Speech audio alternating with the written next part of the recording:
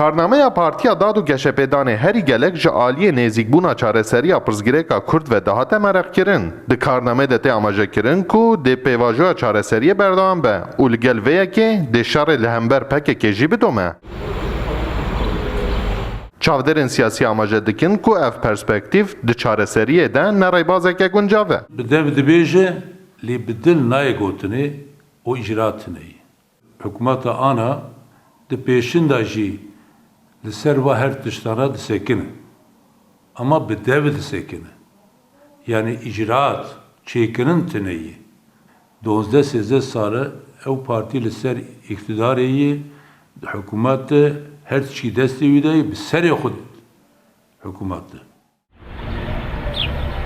Akademisyenên Bakurê Kurdistanê cîhdana rêveberiyên herêmî giring dibînin û amaje dikin ku pêwîst e ev yek bi rêbazên navnetewî werin pêkanîn. Avaş bu demokratizasyona Türkiye tiştek gavne gelek başa, gelek başa.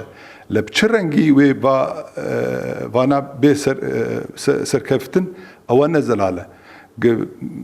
Wek em bibêjin tiştek wek numune a Helsinki be tamam. Li Türkiye tiştê belovajî dibe.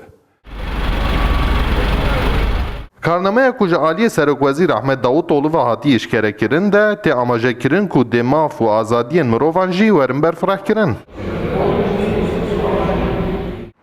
Xurtkirina rêveberiyên herêmî û cîbicîkirina krîterên Yekîtiya Avrupayê.